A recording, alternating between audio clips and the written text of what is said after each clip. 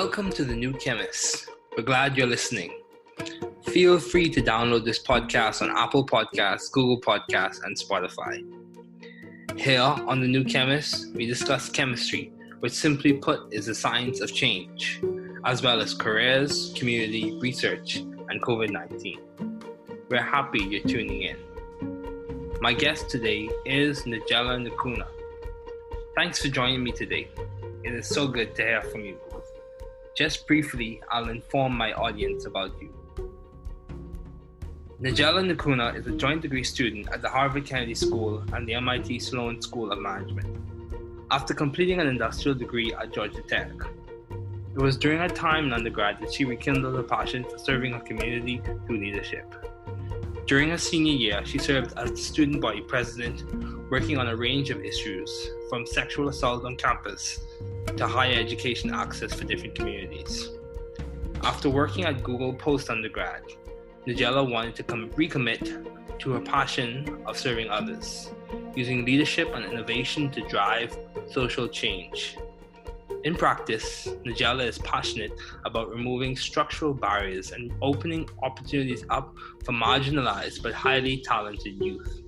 She now is focused on developing scalable solutions for social policies and designing more equitable systems in our world today. Please welcome Nagela Nukuna.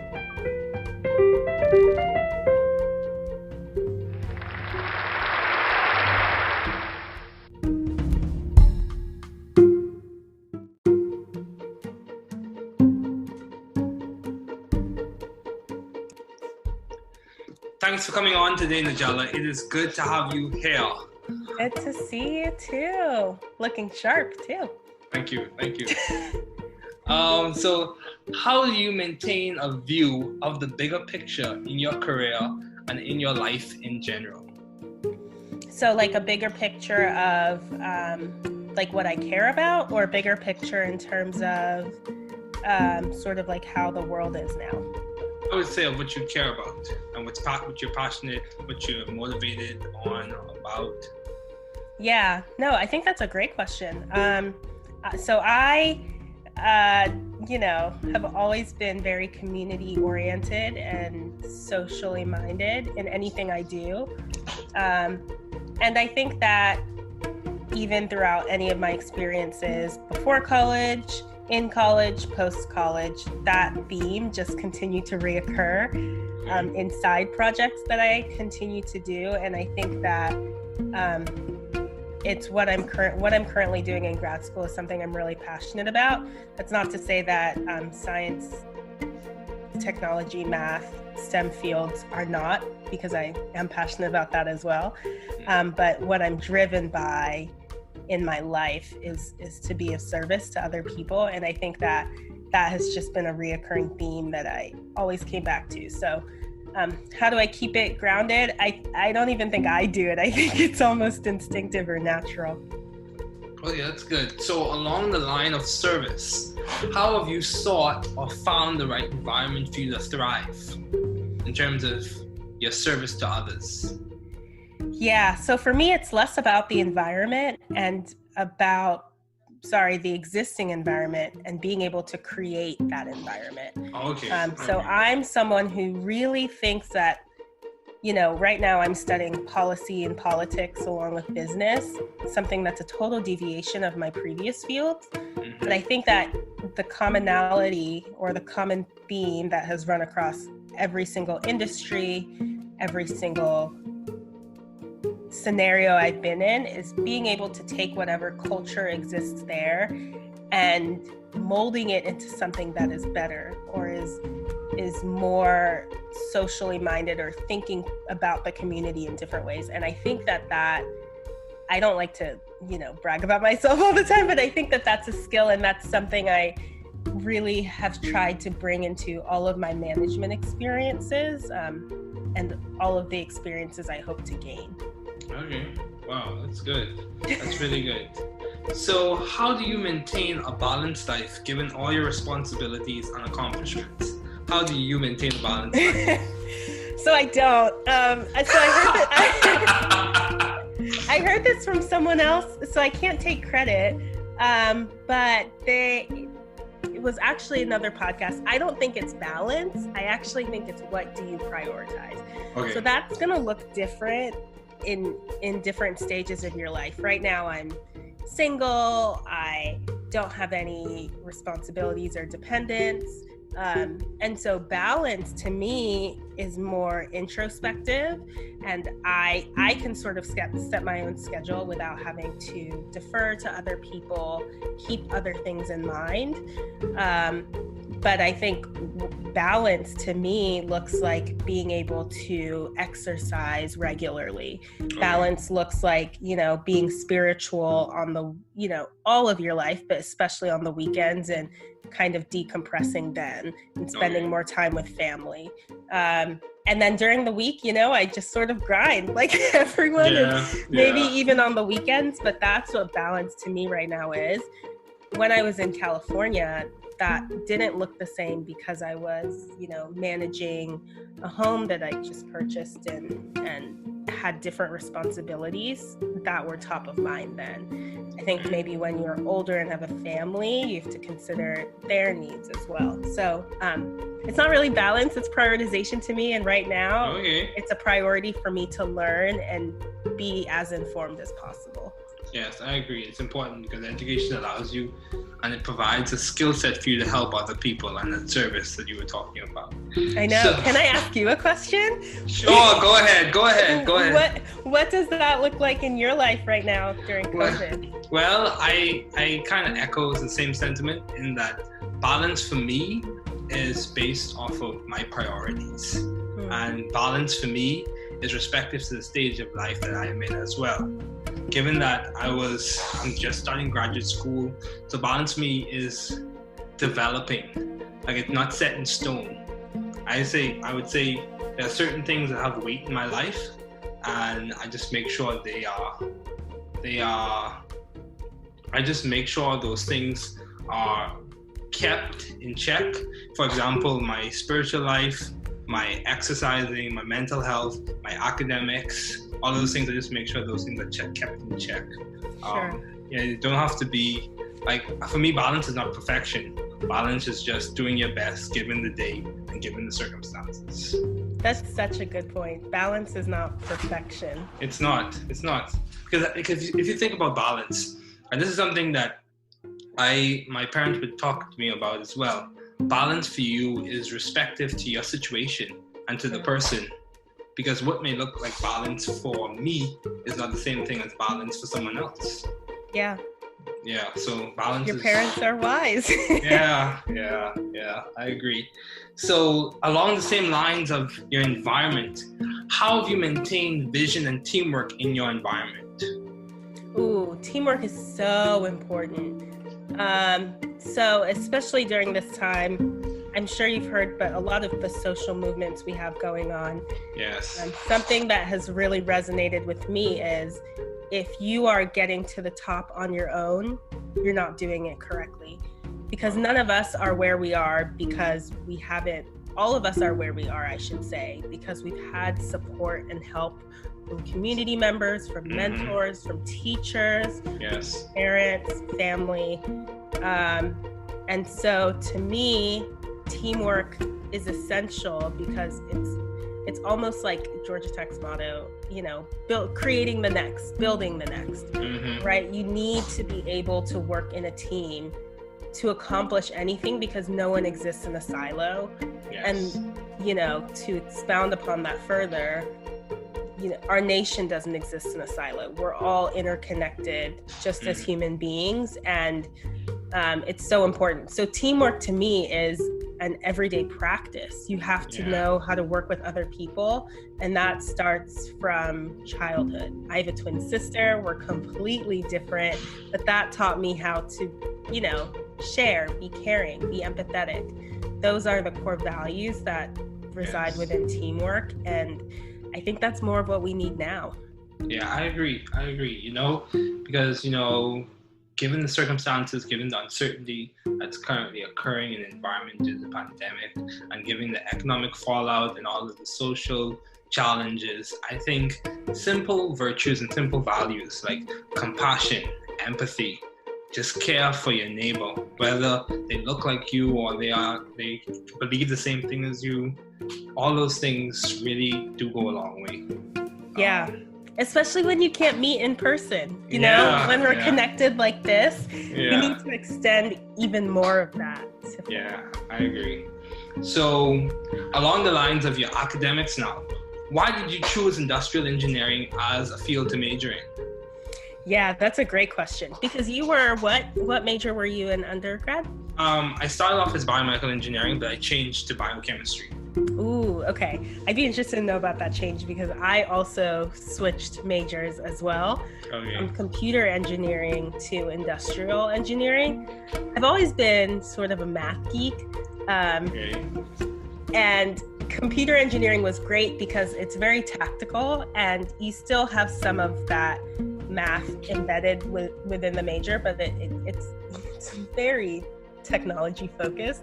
And I am a late adopter to lots of technology, so it didn't pick up as much as I thought I would. But what I loved about industrial engineering was it was this cross between engineering and business, and it just, I don't know how to describe it, just made sense. Like optimization just made sense because it was very math oriented. I'm really organized, and so that type of thinking in algorithms and thinking in an almost very structured manner just made it was easier for me to learn, and it resonated with me a lot.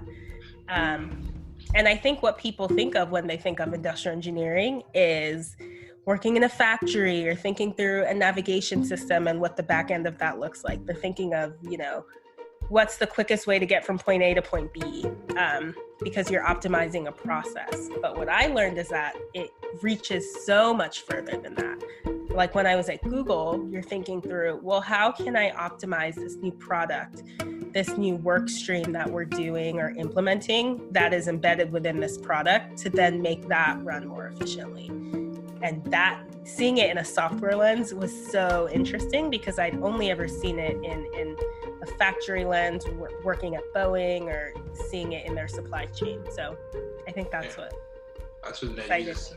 Okay, that's good. You know, along the same lines, for me, the switch came about because, you know, I recognized that the biochemistry was really my passion. After taking introductory biochemistry at Georgia Tech, I recognized that biochemistry was my passion. The approach to science, the way we look at macromolecular structures and how they have biological applications.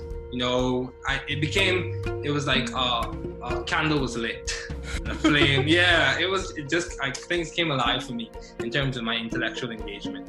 So yeah, definitely biochemistry was the jam, I would say. And that's why you're studying, you know, chemistry in grad school. Yes. So in terms of advice, do you have any advice for those wanting to pursue the field you're currently studying in at Harvard and MIT? That's a really good question because I almost think it's a calling. Okay. But I think it's something that anyone can aspire to be. So the motto at the Kennedy School is, it follows after JFK's motto of, you know, being accountable for change and you wanting to change the world and not accepting it as you see it. That's why it's named the Kennedy School. But I think that everyone, I guess what I am hoping for the world, but especially the US, is that people feel compelled to do something about their current community or life, or feel empowered to be able to make change where they see it's needed.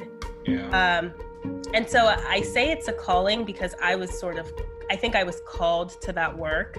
I think that's sort of why I'm put on, I don't want to get too philosophical, sort of put on earth, but I really believe it because that's just something I'm so passionate about. But I almost want everyone to be passionate about being intentional about how they interact within their community. It doesn't have to be just civically engaged, although I would hope that too.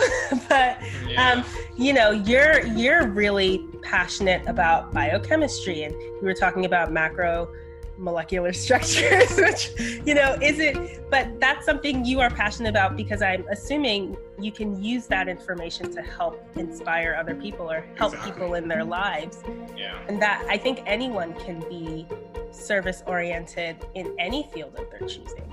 And I don't know if that answered your question, but the advice I would give to folks who are interested in this work is that you really want to make sure that it's coming from a place of authenticity. Yes. And do it however is authentic to you. That might not look like politics for everyone. It might look like cybersecurity work if you want to be more tech oriented. It might look like being a doctor or being a chemist.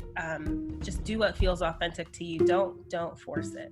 Yeah, I agree. It's important to be your authentic self and to go after what you're good at and what you're passionate about. Because, I was listening to, this is just a reference, I was listening to a motivational speaker, and he said, in essence, he said, your gift or your calling might be in agriculture, and they're trying to make you, or you're forcing yourself to be an IT specialist. So like two different subcategories, two different disciplines, but you have to know what you're good at. That's so good. Yeah. So I think it's a matter of self-discovery, introspection, and, just taking time to be patient with yourself, Yeah, take time. You don't have to know it in college. Yeah. You don't even have to know it after college. It took me after college to figure out that I wanted to do this. So yeah, it takes time. So, along the lines of service-oriented, and I saw, one of the things you're passionate about is improving access, improving education access. So how are you active in that area, or how do you see yourself playing a role in that area in the future? Yeah, so I always am interested in access, because access is a systemic issue. And I know that we're talking a lot about systemic issues right now with conversations about racial tensions and wealth divides and equity. Mm-hmm. But I truly believe that education is one of the best ways to have upward mobility in society. I agree. I've always thought that way. Coming from an immigrant family, I've always believed that. And I like you, I think education is so important. Mm-hmm. I've been a benefactor of many pipeline programs, both to companies and also to schools. And I think just because we have those pipeline programs because it's emblematic of a larger problem, right? Yeah. Which is access to certain things for different communities, not just Black and brown communities, but poorer communities, right? Which tend to usually go hand in hand. So how I'm working on that is, I guess I'll say I've always worked on that. Okay. When I was at Georgia Tech, I always mentored Black and brown students. When I was at Google, I helped with Google's Tech Day, which is sort of an introduction to get minority communities and students in tech and in STEM, specifically at large tech companies like Google, Facebook, Apple, Microsoft, YouTube, etc. Mm-hmm. I would say even during my time at the Kennedy School, we were able to pick a project. And my project was partnering again with Google, because I do like the way they do things. It's very research and data oriented. Okay. On what type of information they displayed on their search bar, and how it would be helpful to high school students applying to college who needed financial help. And so how I hope to do this in the future, I think you can really do it anywhere. It sort of depends on the time you have and the scale to which you want to do it. But I think solving economic problems is going to be really important. How we design economic policy, how we design, if you're running a company or running a nonprofit, how you design or reach out to certain communities will help you identify talent that is outside of sort of the mainstream traditional pool. So I hope that sort of answered the question, but I think the work can look varied, but it's all really important, because the goal is to create a society that looks the goal is to create corporations, to create industries that looks like society, and not have it incorrectly reflect that. Yeah, I agree. The corporation should be representative of the demographics in the country and in society at large. So, along the same lines of it reflecting society, and in terms of interests, your interest in terms of your academics, what have been your long-standing interests in the field of science and public affairs?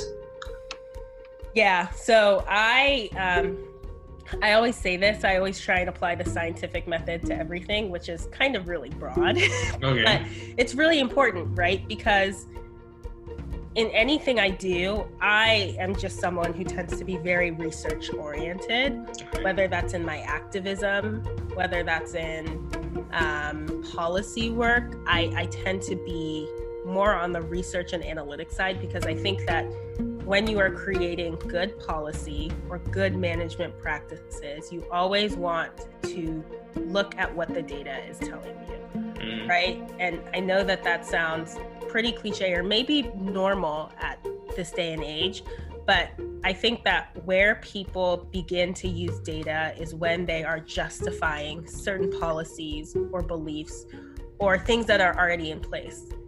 My reasoning is exactly following the scientific method. You have a hypothesis, you test it, you research, and you find data that can yield whether or not your hypothesis was true or not. I think too often we're using data at the tail end of decision making when we should actually be using it in the beginning. And so I use STEM, practices. Even in management style, you want to be able to think through things in an agile way. I think it's really important to be able to iterate and pivot based off of new information that you're getting. We're seeing a lot of those types of practices with COVID, with how people are governing, right? We're seeing governance being done in a really iterative model, whereas that's not always the case, because governance is usually tied to budgets. But now that, the economy is up in the air, people are trying different things and being a little bit more risky or adventurous. And that's not to say the agile method is risky, but it's certainly riskier than traditional governing methods. So again, I think it's really important to be able to use science and research methods whenever you're doing literally anything, not just science, right? Yeah, I agree. Have you seen the same thing in your work? Primarily, well, as someone who's worked in biochemistry and now specifically about to begin my time in chemistry, specifically organic chemistry, like the scientific method is the framework through which you apply it's just the lens through which you look at your work. In terms of justification, in terms of explanation, in terms of just going about daily routine in the lab, you use the scientific method. Yes, I do. I have seen that in my work. But along the lines of the iterative process, I would say that many times changes I've seen, it's not like one action or one decision in which it makes a large difference, but it's the small changes over a large period of time, over a long period of time, that makes a significant difference. I think, and I was listening to another motivational speaker as well. They made the comment how, sometimes people associate change with the grand sweeping actions, like starting a foundation or starting a large organization or something of that sort. But I think you would agree with me, many times change takes place in the small little decisions that you make on a day-to-day basis and the interactions you make with people. Small moments make a big difference. Yeah. They do. Yeah, they do. Yeah. So, how have you been adaptive and creative in the field of science? Which specific ways? How have you been adaptive in the field of science and public affairs? How have you been adaptive and creative? That's a really good question. So trying to think of Go ahead. In terms of your time at Georgia Tech as the student body president, what would you say was a defining moment in terms of you being adaptive or creative? Yeah, I think that the way, so I was really blessed to have, and I'll say this about him forever, a really incredible vice president that I ran with, Shane Madrinich. He is such a kind, thoughtful person.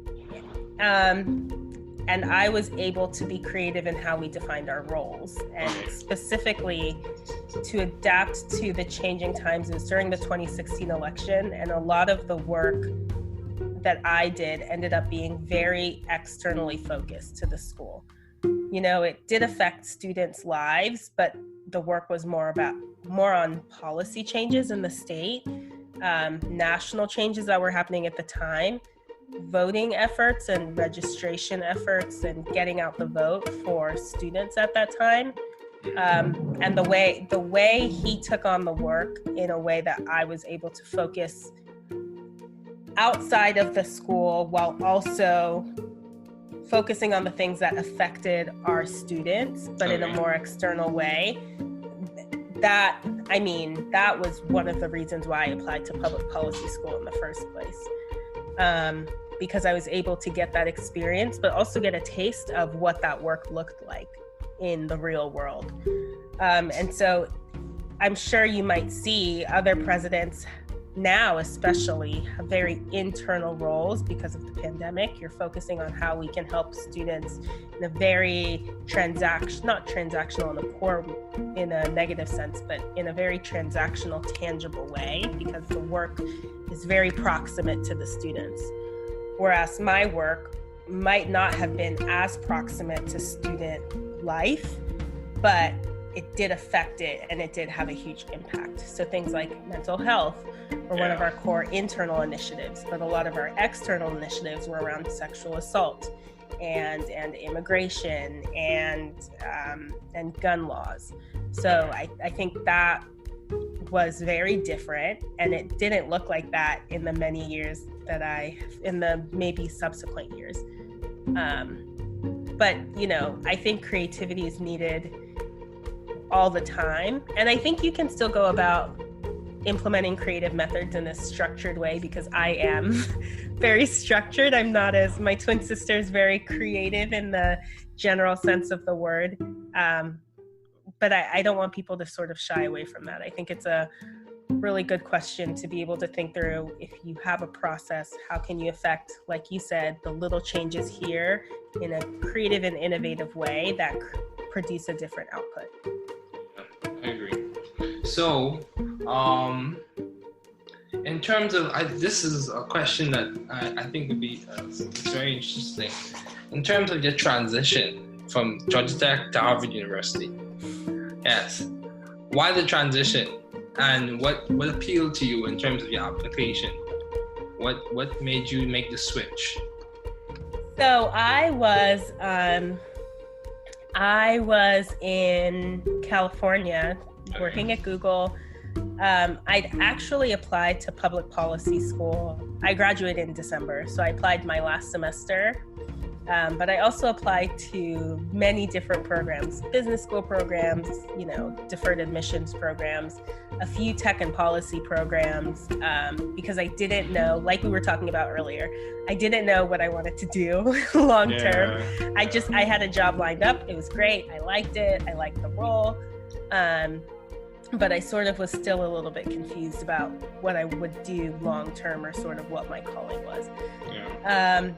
But I knew after my presidency, I say that colloquially, my student body presidency, that I kind of liked this policy thing, right? It seemed a little fun, seemed interesting, but not enough to make it a career. I went to California, and I spent a couple years out there, and a couple personal things happened. But in addition to that, I saw where the world was going. I saw where our nation was going.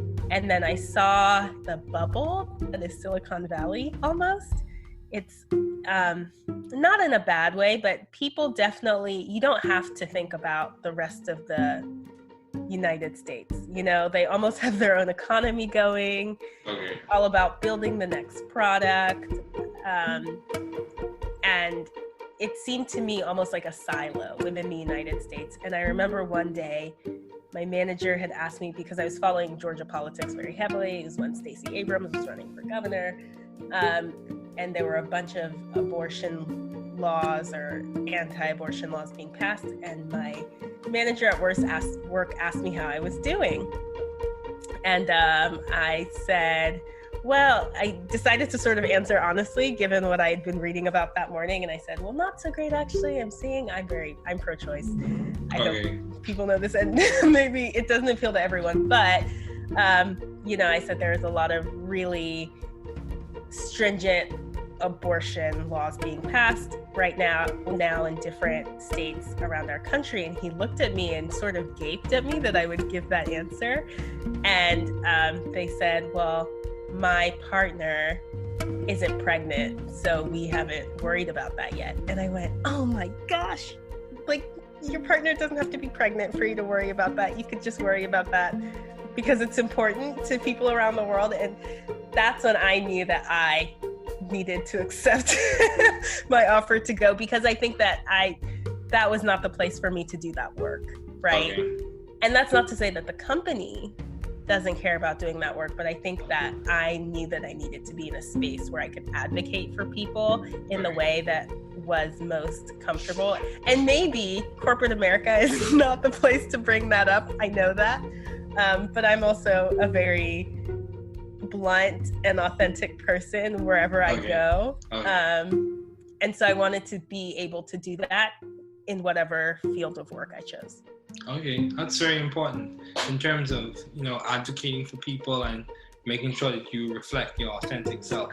So, Nagela, you know, I also have, as we wrap up, I have one more question for you.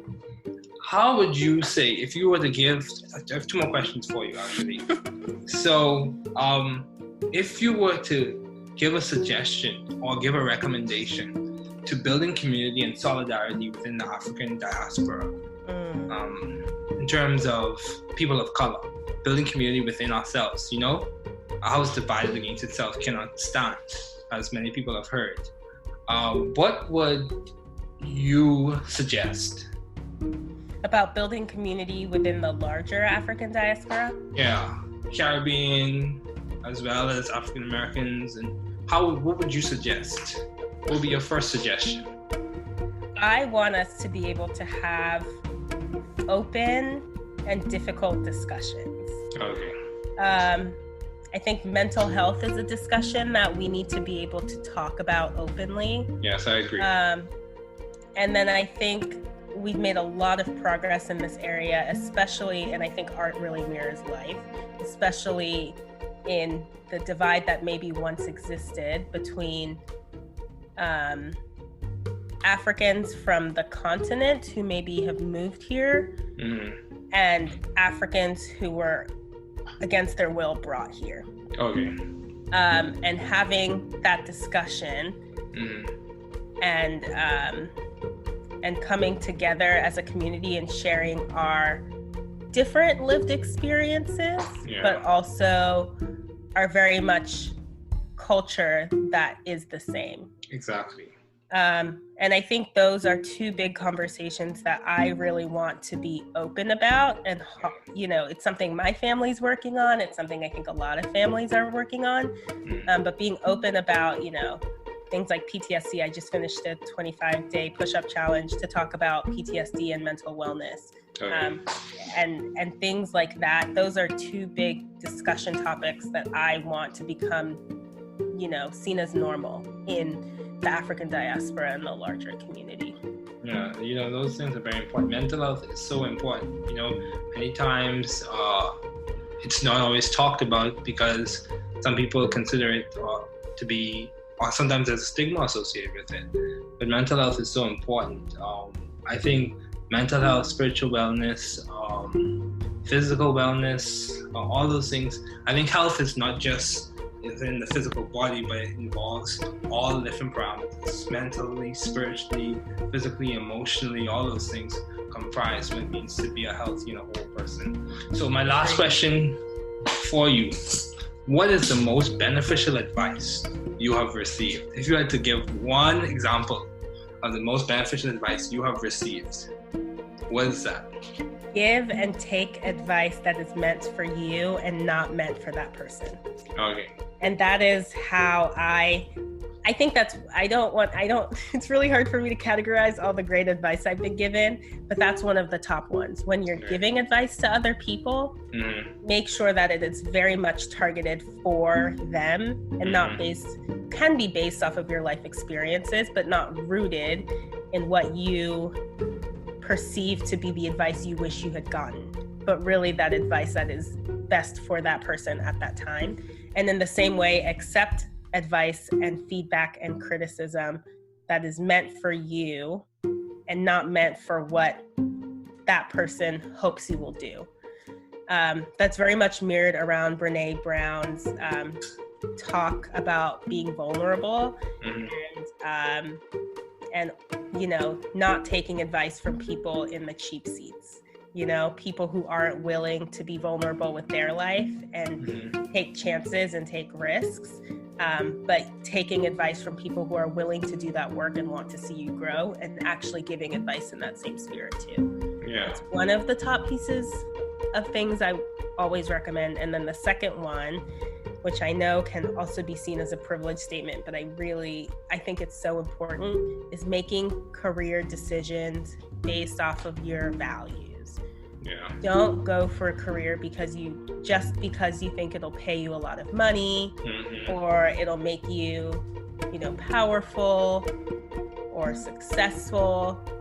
You want to go for a job that will both be able to help you be self-sufficient, but also aligns with your values as a human, because you will not be able to thrive in any environment in a place that has starkly different core virtues than you. And I think that's so important. I got that advice from my parents and it's always stuck with me. Okay, that's good. Thank you so much, Nagela, for coming on today. It has been a pleasure.